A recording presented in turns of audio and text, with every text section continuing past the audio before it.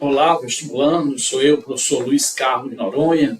Estamos aqui mais uma vez com a nossa tradicional revisão para o Enem. Hoje vamos fazer uma revisãozinha aí de Química, ok? Vou ficar aqui menorzinho para a gente dar início à nossa aula. Aqui. E vamos aumentar também aí nosso slide, né, da apresentação. Pronto. Vamos embora. Aí tem o zap do professor, o nosso zap, né? Professor Luiz Carlos de Noronha, ok? Vocês podem pegar esse zap aí e, ao mesmo tempo, solicitar lá o cartão digital que eu mando para vocês e vocês já baixam esse cartão digital e ele vai diretamente, já cai diretamente lá no nosso canal do YouTube, ok? Então solicita aí pelo zap do professor. E também você pode baixar lá no Play Store, nossa TV, nossa Web TV, é só lá ir no Play Store, procurar o aplicativo Professor Luiz Carlos Noronha, Luiz com S, né? Lá no Play Store, baixa lá na nossa Web TV, passar 24 horas de aula, ok? E aulas ao vivo e também as aulas gravadas, beleza? Então tá aí, o zap do professor, solicita, eu mando o cartão virtual, você baixa, são mais de 1000 aulas, né? Você baixa lá no, por exemplo, no canal 2, tem mais de 2.400.000 acessos, nossos 2 canais, ao longo desses anos, você baixa lá e vê qual é a playlist, a disciplina que quer estudar, tem aula minha de física, química, matemática, e também de alguns dos melhores professores aqui de Natal, beleza? A maioria das aulas é comigo, mas tem algumas aulas lá de excelentes professores de todas as disciplinas. Vamos hoje para a revisão de Química. Vamos para a primeira aí, ó. Enem 2018. O grafeno é uma forma alotrópica do carbono, né? Ok? Então, a gente sabe que o carbono tem o grafite, que a gente usa no lápis, tem o diamante e tem o grafeno aí também, ok? Então, são formas alotrópicas, o mesmo elemento aparece aí. O oxigênio tem também, ele forma o gás oxigênio, forma o gás ozônio, ok? Então, ó, o grafeno é uma forma alotrópica do carbono, tá? Constituído por uma folha planar, arranjo bidimensional, de átomos de carbono compactados e com espessura de apenas um átomo. Sua estrutura é hexagonal, conforme a figura, é de uma figura. Está aí o grafeno, tá certo? Está aí os átomos de carbono, aí a ligação aí entre eles, ok? Você perceba que a maioria dos átomos de carbono aqui está ligado a outros 3 átomos, né? Cada átomo aqui que você pegar, por exemplo, pegar esse aqui, ó, está ligado a 1, está ligado a 2, está ligado a 3 átomos. E nós sabemos que o carbono, ele é da família 4A. E 4A, para ficar estável, a teoria do octeto, ele tem que fazer mais 4 ligações para ficar com 8 elétrons na última camada, como os gases nobres são estáveis, né? Com exceção do hélio, que só fica estável com 2, que só tem uma camada K, ok? Então ele precisa de 4 ligações, aí ele só fez 3.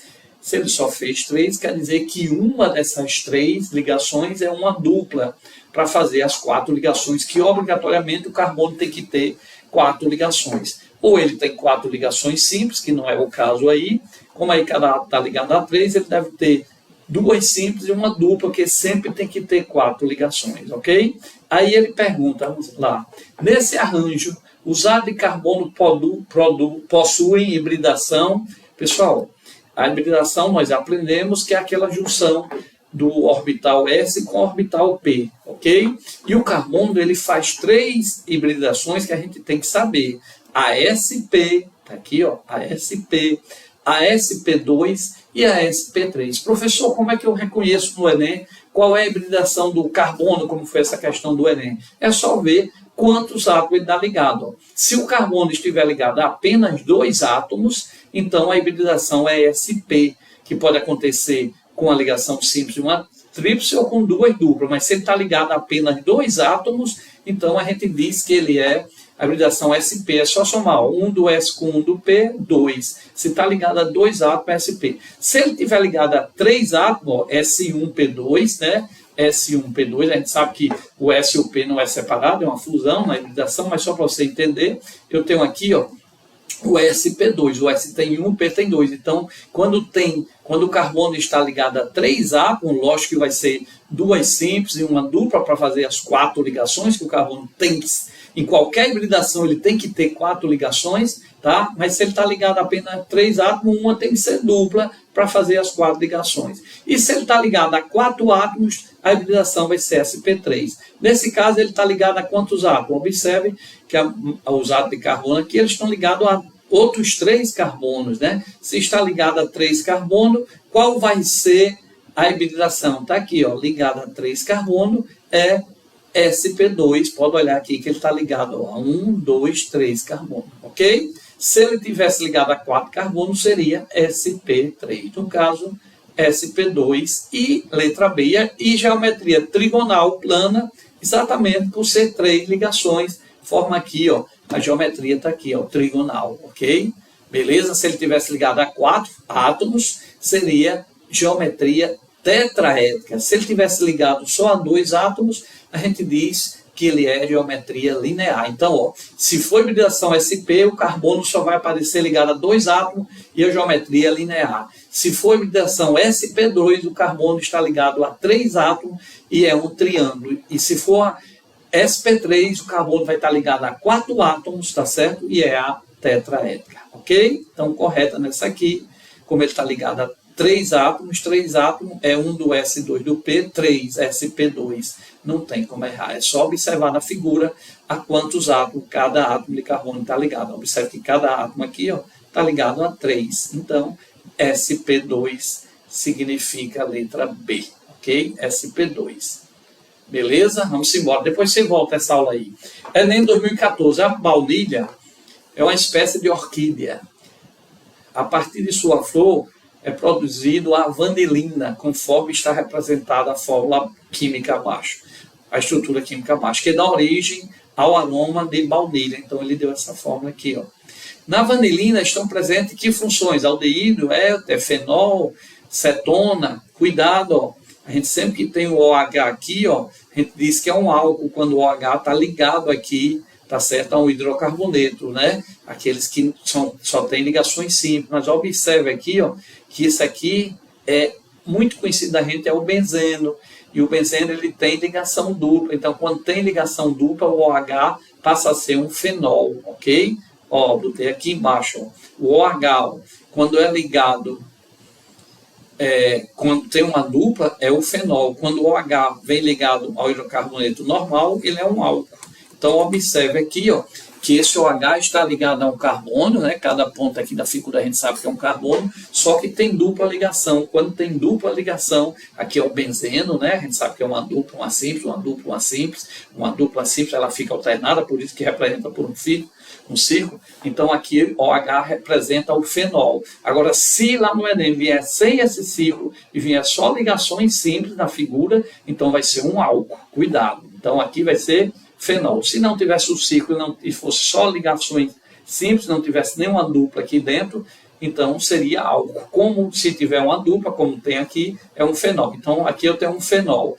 Aqui é um éter, né? O oxigênio está ligado ao carbono da figura do benzeno e está ligado a outro carbono. Quando o oxigênio aparece ligado a 2 carbonos, é o éter. Eu coloquei aqui, ó.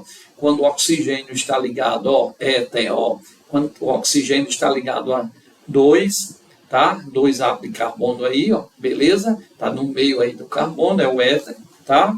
E o COH a gente sabe que é o aldeído. Então, resposta fenol, éter e aldeído. Tá aqui, ó, fenol, éter e aqui o aldeído, tá? Fenol, éter e aldeído, letra A. Cuidado, ó, muito parecido com o aldeído quando tem o COH, é o ácido, mas o ácido ó, é COOH, são 2 oxigênios ácido, parecido com aldeído. Então aqui ó, vai ser o aldeído, por quê? Aldeído, por quê? Porque é COH. Se fosse COOH, seria ácido, ok? Então olha essas funções, olha aqui esses grupos aqui pertencentes para você não esquecer, ok?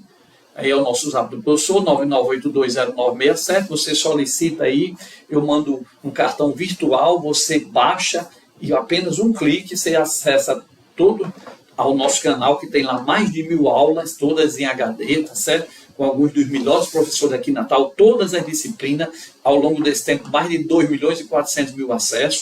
Então, pede lá do Zap do Professor, eu mando o cartão virtual, você baixa. E também você pode baixar lá do Play Store, a nossa Web TV, 24 horas no ar, aulas ao vivo e também gravada. É só ir lá no Play Store, baixar a TV do professor Luiz Carlos Noronha, Luiz com S, ok? Qualquer coisa, pede aqui pelo Zap. Vamos para mais uma questão. Enem 2018. Em 1938, o arqueólogo alemão Warren, muito bem, diretor do Museu Nacional do Iraque, encontrou um objeto estranho na coleção da instituição, que poderia ter sido usado como pilha, similares utilizadas em nossos dias. A suposta pilha, datada de cerca de 200 anos antes de Jesus o Cristo, é constituída de um pequeno vaso de barro, argila, né, no qual foram instalados um tubo de cobre e uma barra de ferro, aparentemente corroída pelo ácido, e uma tampa de betume, asfalto, conforme ilustrado. Então aqui eu tenho dois metais, cobre e ferro. Para eu ter uma pilha, eu tenho que ter necessariamente dois metais mergulhados em soluções, né, de sais com eles presentes. Então, por exemplo, a pilha de Daniel, dá uma revisada lá. Quais são os dois metais da pilha de Daniel? Eu tenho que saber, é o zinco e o cobre. Como o cobre tem um potencial de redução maior, eu vou já falar aqui, então ele puxa o elétron. Então, o cobre puxa o elétron, o zinco perde o elétron, vai se corroindo, e o cobre vai recebendo o elétron. Se o cobre recebe o elétron, se o elétron é negativo, corre para o cobre está recebendo a redução, então lá é o polo positivo da pilha, ok? E o zinco que está perdendo é o polo negativo, é que oferece os elétrons. Considere o potencial de... Aí deu, ó, de redução, ó. Cadê? Considere os potenciais, aí deu, ó. Olha, aqui, pessoal, observe, tem Fe mais 2. Quando é positivo, lógico, é porque ele perdeu o elétron, tá certo? Ele não pode ganhar próton. Ei, não vou marcar lá no Enem ou na prova de Física ou de Química, ganhou o próton, perdeu o próton. O próton é trancaviado lá no núcleo. Ele pode perder ou ganhar elétron. Então, se um átomo ficou positivo, é porque ele perdeu o elétron. Então, se o ferro aqui está positivo, mais 2, significa que ele perdeu 2 elétrons, por isso que ele ficou positivo. E logo em seguida ele aparece zerado, ó, o Fe. Então significa que ele ganhou nessa parte aqui. Então esse aqui é o potencial de redução. Como é que eu sei que é o potencial de redução? Porque ele estava perdendo o elétron, apareceu ganhando. Então isso significa potencial de redução. Quanto é o potencial de redução do ferro? Menos 0,44. Quanto é o do hidrogênio? 0, porque o hidrogênio é o que a gente usa como base. Olha, quanto é o do cobre? Ó. Como é que eu sei que é de redução? Porque está aqui, ó, o cobre está 2 mais, perdeu 2, tá certo? 2 mais, perdeu 2, apareceu zerado. Então ele recuperou os 2, né? Então esse potencial também de redução. Pessoal, como os 3 aqui do ferro é menos 0,44, o hidrogênio é 0 e do cobre é mais 0,34, e são de redução, é importante observar que todos receberam são de redução, então o maior é que ganha elétron. Então significa aqui, ó, que o ferro é menor, o ferro na reação lá vai perder elétron e o cobre vai ganhar, porque os dois metais aqui é ferro e o cobre é maior, então ele vai ganhar elétron. Então o que é que vai acontecer nessa pilha com a barra de ferro? Ela vai sendo corroída, porque ela vai lançando o elétron, vai perdendo o elétron e vai ficando o cátion lá, que vai caindo lá na solução do ferro. E o cobre vai ganhando elétron. Então, se o cobre ganha elétron, ele recebe elétron, ele é redução. Então, a redução, o cobre está recebendo elétron porque ele é positivo, é o polo positivo, é o cátodo da pilha. Da pilha,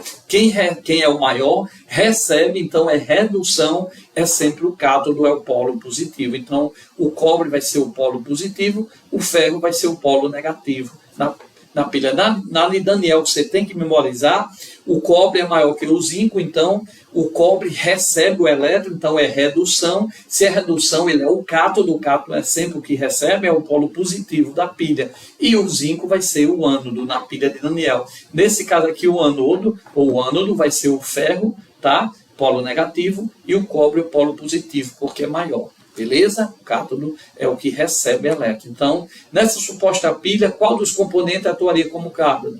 O tubo de cobre. Por quê? Porque ele tem um potencial maior. Então, quem tem o potencial maior é o polo positivo da pilha, tá certo? E é sempre denominado de cátodo, e é o que está acontecendo a redução. Não esqueça isso. Depois você pode voltar essa aula aí, ou no nosso YouTube, ou no Facebook, ou lá na nossa TV, não, você só acompanha, né? A nossa web TV do professor Ricardo, só acompanha. Aí você pode voltar aí assistir novamente, ok? Vamos embora. Aí é o nosso zap. Qualquer dúvida, manda para mim, 99820967. Eu mando o cartão virtual e você tem acesso a todas as nossas redes sociais, tá certo? O nosso site, professor Luiz Carlos, tem aula lá passando.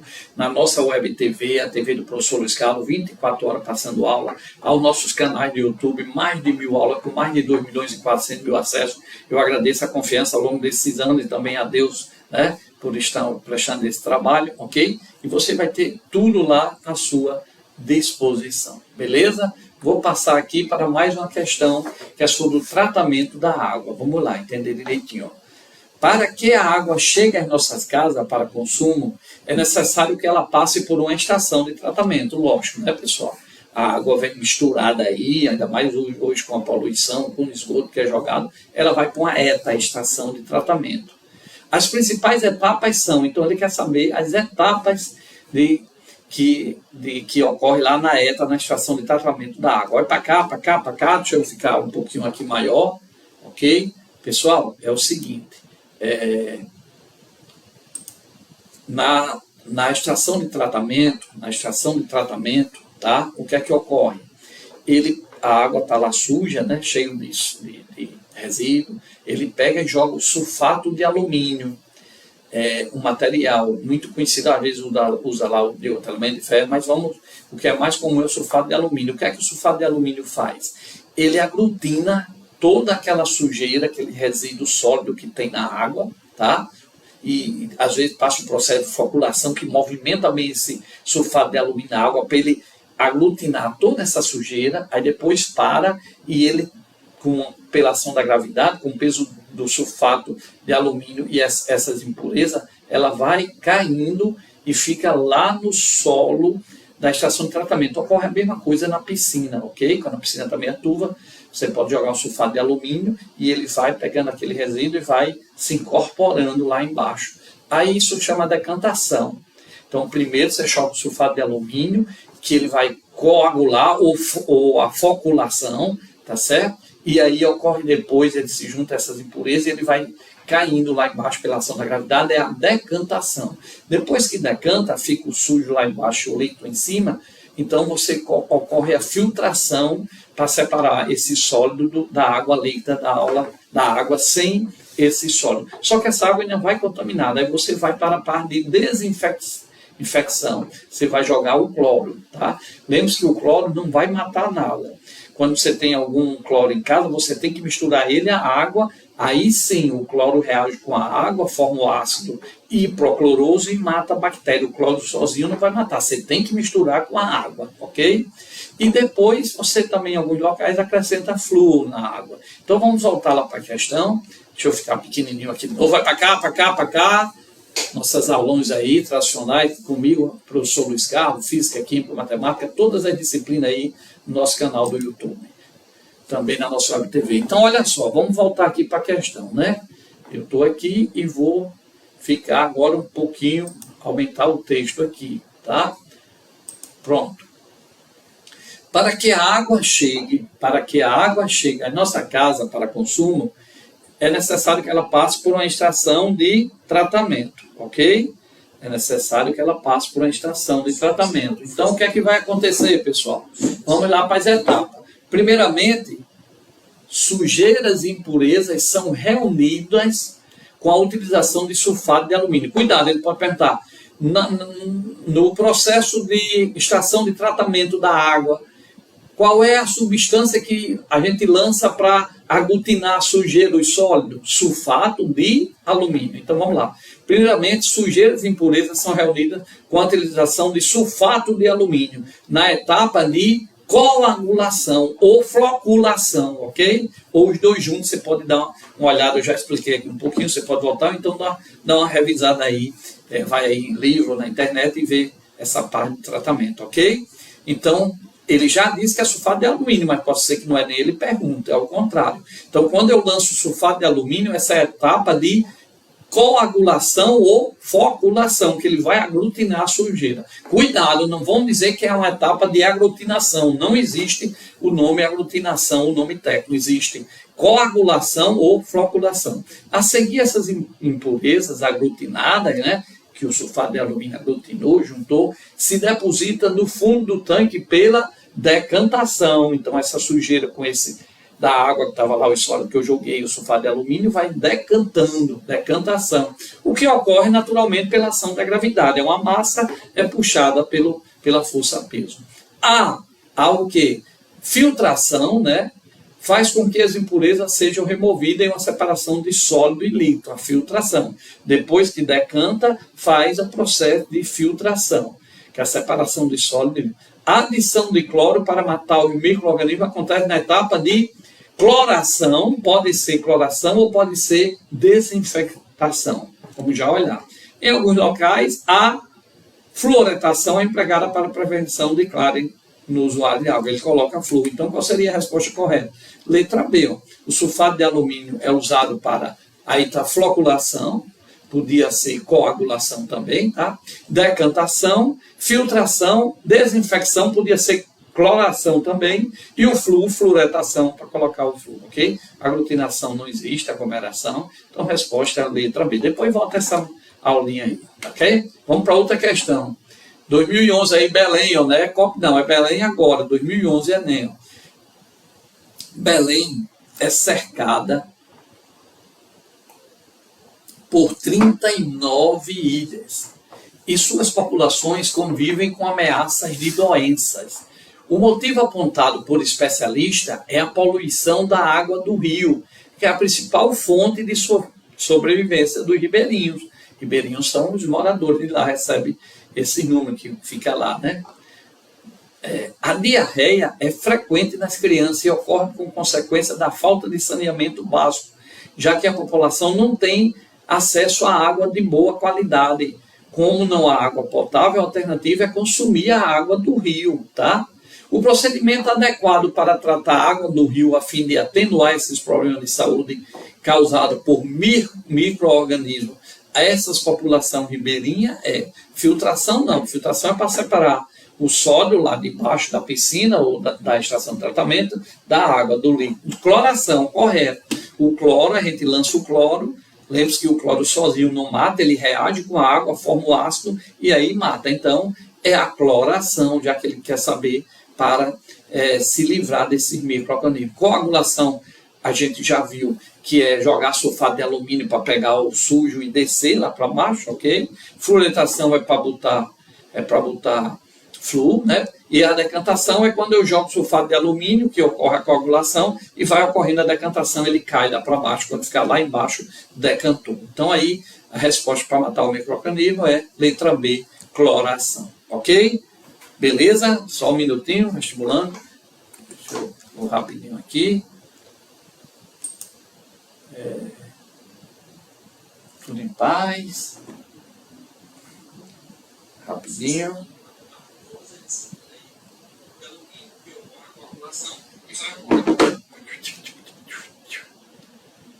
Vamos embora. Vamos embora.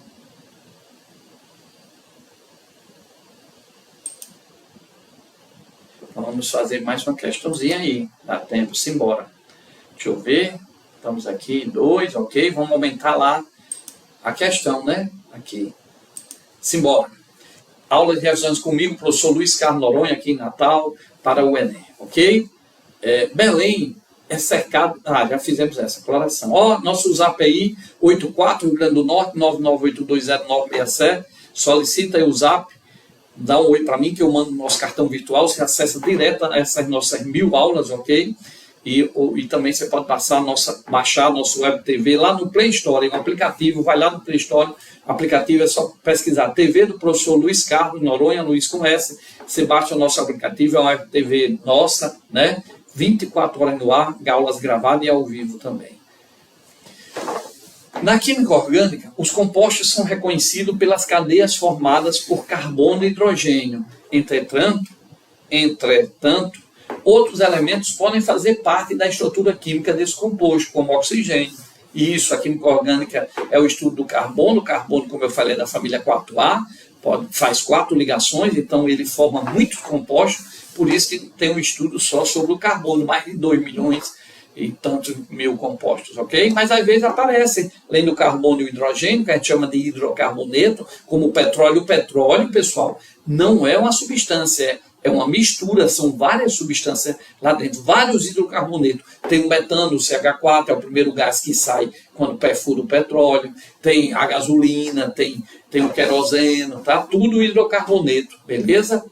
Então, pessoal, nós temos aqui, ó, seleciona a alternativa em que os dois compostos orgânicos apresentam funções orgânicas oxigenadas, ou seja, com oxigênio. Como é que eu vou saber, pessoal? Então, preste bem atenção. Sempre que termina em ol, eu sei que é álcool. Então, se terminar em ol, é álcool. E álcool tem oxigênio, porque para ser álcool, nós vimos, tem que ter o OH ligado, ok? A um carbono, só com ligações simples. É um composto só com ligações simples, ao radical, ao grupo, só com ligações simples, ok? Então, ó, propanol. Aqui eu sei que tem oxigênio, porque se é um álcool, o álcool se caracteriza por apresentar o H. Ácido propanóico, todo ácido nós vimos é COO, tem 2 oxigênios. Então, como ele quer funções que apresentam oxigênio, é a letra B. Mas vamos ver a letra A. Por que não é o clorofórmio? Ó, tá aí a letra A. Propanol, toda vez que vem OL, significa que tem OH, tem um grupo hidroxilo, OH, ligado a carbono com ligações simples. Tá? Então aqui, ó, eu sei que eu tenho um álcool. Como tem 3 carbonos, é propanol. Se só tivesse 2 carbonos, era etanol. Tá certo? É o álcool da bebida, do combustível. Etanol tem 2 carbonos, et são 2. Met é 1. Se tiver só um carbono, era o metanol. É aquele álcool perigoso, ok? Então o propanol, ele tem 3 carbonos, C3, ó.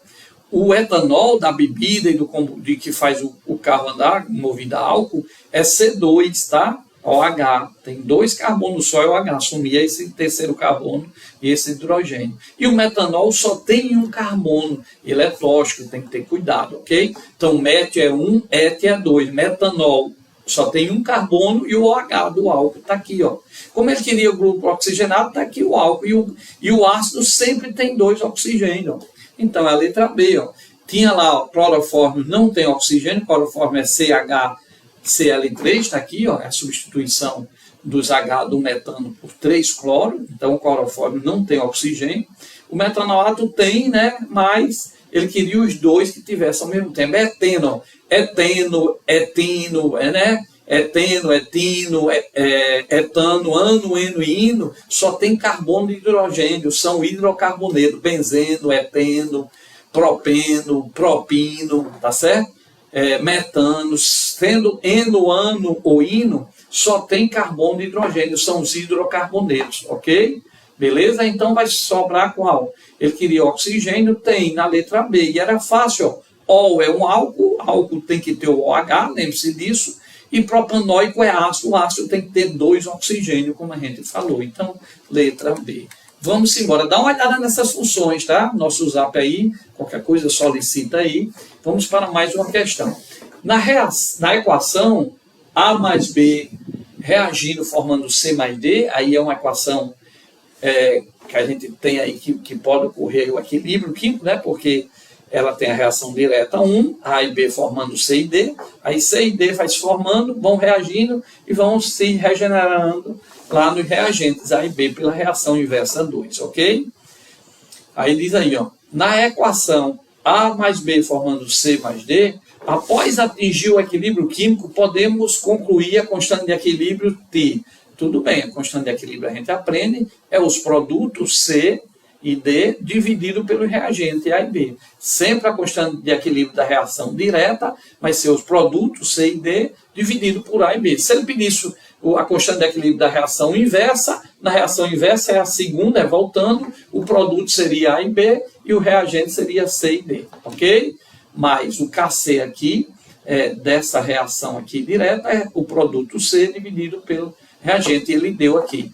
A respeito da qual é correto afirmar que, letra A, quanto maior for o valor de Kc, Kc é constante de equilíbrio, menor será o rendimento da reação. Não, pessoal. Se o Kc é maior, significa que formou muito produto, C e D, ó. Porque Kc é diretamente proporcional a C e D. Ó. Kc está do lado da igualdade, está no numerador, e C e D está do outro lado da igualdade e está no numerador também. Então, quanto maior C e D, maior Kc. Então, se forma mais produto, significa que essa reação tem um ótimo rendimento. Na química, eles procuram fazer com que a reação forme mais produto, que eles tenham reagente e que obter o produto para vender. Então, quanto mais produto fizer, melhor é o rendimento e melhor é o Kc, porque o Kc é o produto dividido pelo reagente. Então, a letra A está errada, porque ele diz o seguinte, ó, quanto maior for o Kc, a constante de equilíbrio, menor será o rendimento. Não, se a constante de equilíbrio depende do produto, quanto mais produto, mais rendeu essa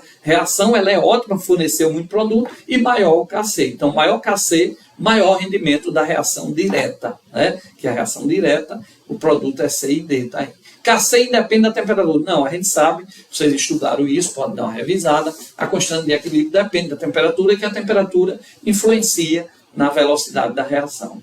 Se a velocidade das reações diretas e inversas forem iguais, então Kc é zero. Não. Se essa reação está em equilíbrio, toda vez que disser que a reação está em equilíbrio, significa que a velocidade V1 é igual a V2, ou seja, a velocidade da reação direta é igual à velocidade da reação inversa. E o Kc existe exatamente porque atingiu a mesma velocidade. Então o Kc não é zero. As velocidades direta e inversa, quando atingem o equilíbrio, elas são iguais. Lembre-se disso. Para atingir o equilíbrio, significa que a reação direta e inversa ficaram necessariamente iguais. Na hora do equilíbrio, as velocidades são iguais. Agora, cuidado, não significa dizer que a reação terminou. Macroscopicamente, ela acabou. Eu posso dizer que uma reação que tem aí a reação direta e a inversa, né? Tá certo? Que é uma reação aí que ela pode ser reversível. Então, a gente pode dizer o quê? Que as velocidades são iguais, sim, mas que ela não terminou. Os reagentes continuam se transformando em produto, os produtos se formaram e se regenera em reagentes, se transforma em reagente, só que com a mesma velocidade. Então, para quem está olhando de fora, macroscopicamente acabou, porque você não vê diferença, já que os reagentes se transformam em produto e os produtos se transformam em reagente. Então, ao equilíbrio, mas microscopicamente a reação, quando atinge o equilíbrio, ela continua. Cuidado, não vão dizer que uma reação, quando atinge o equilíbrio, as velocidades se igualaram, então não tem mais reação química. Tem, sim. Só que o reagente transforma em produto é a mesma quantidade que os produtos transformam em reagente, então a gente não percebe isso macroscopicamente, mas se for olhar microscopicamente, a reação de equilíbrio não tem um final, ela continua ocorrendo, tá? Kc depende das molaridades iniciais do reagente. Não, o Kc depende das molaridades na hora do equilíbrio. O Kc é definido pelo valor de C, D, A e B na hora do equilíbrio e não no início. Letra E. Quanto maior for o valor de Kc, maior será a concentração do produto. Correto. Kc é diretamente proporcional na reação direta, né? Kc é diretamente proporcional. Então, letra E. Beleza? Ok? Aí eu coloquei aqui alguma coisa, nosso zap do professor. Beleza? Deixa eu só dar uma olhadinha aqui.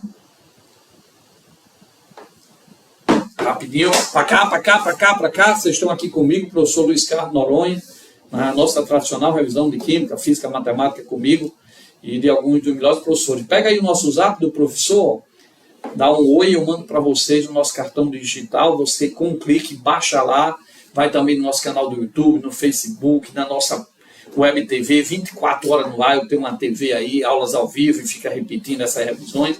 E também você tem acesso às aulas anteriores, eu mando, você acessa lá, nosso canal do YouTube, tem mais de 7 mil inscritos, nós temos mais de 2.400.000 acessos ao longo desses anos, né? A gente agradece aí a confiança e também a Deus pelo trabalho. E você solicita, eu mando, ou então vai lá no Play Store e baixa a nossa Web TV, mas aí no zap do professor, lá no Play Store, lá é só procurar TV do professor Luiz Carlos Noronha, Luiz com S, você baixa a nossa TV 24 horas no ar. E pede aí o zapzinho, eu mando, você tem acesso aos nossos canais de aulas, ok?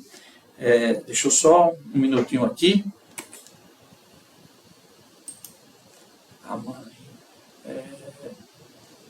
Pra cá. Deixa eu ver aqui uma coisa.